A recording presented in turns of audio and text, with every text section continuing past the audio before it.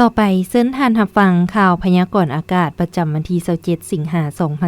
2026ความกดดันอากาศต่ำของอากาศร้อนได้ปกคลุมอยู่ทั่วทุกภาคของประเทศลาวด้วยกำลังอ่อนหาปานกลางสมทบกับลมมรสุมตะวันตกเฉียงใต้พัดปกคลุม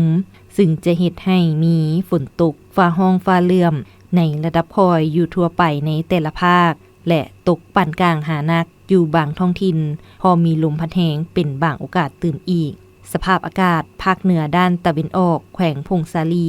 มีฝนตกในระดับพอยเนื้อที่ปกคลุมของฝนกว่าเอา40ส่วนห้อยอุณหภูมิระหว่าง20-32องศาแขวงหัวพันมีฝนตกในระดับพอยเป็นบางบริเวณเนื้อที่ปกคลุมของฝนกว่าเอา40ส่วนห้อยอุณหภูมิระหว่าง22-30องศาแขวงเสียงขวางมีฝนตกในระดับพอยเป็นบางบริเวณเนื้อที่ปกคลุมของฝนกว่าเอา30ส่วนห้อยอุณหภูมิระหว่าง22-28องศาแขวงอุดมไซ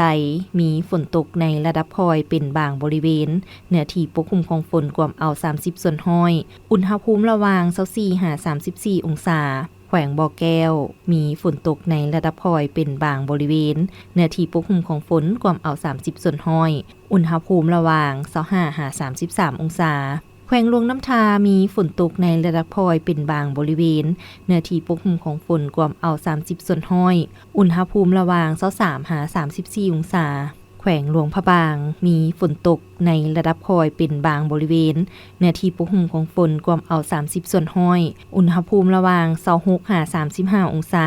แขวงไชยบุรีมีฝนตกในระดับพอยเป็นบางบริเวณเนื้อที่ปกคลุมของฝนกว่าเอา30ส่วนห้อยอุณหภูมิระหว่าง25-34องศา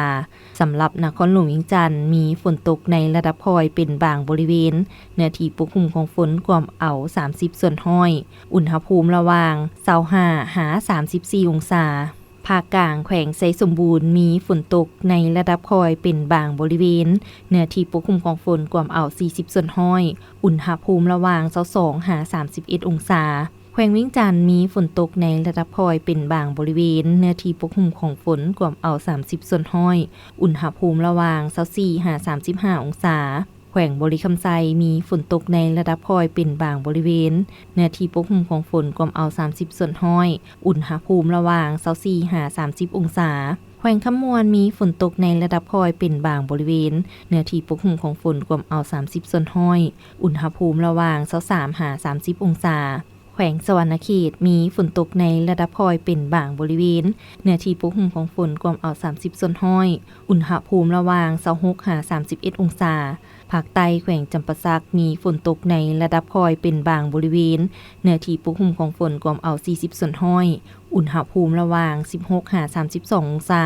แขวงสารวันมีฝนตกในระดับพอยเป็นบางบริเวณเนื้อที่ปกคลุมของฝนกว่าเอา30ส่วนห้อยอุณหภูมิระหว่าง25-29องศาแขวงเซกองมีฝนตกในระดับพอยเป็นบางบริเวณเนื้อที่ปกคลุมของฝนกว่าเอา30ส่วนห้อยอุณหภูมิระหว่าง20-30องศาแขวงอัตตปือมีฝนตกในระดับพอยเป็นบางบริเวณเนื้อที่ปกคลุมของฝนกว่าเอา30ส่วนห้อยอุณหภูมิระหว่าง25-30องศา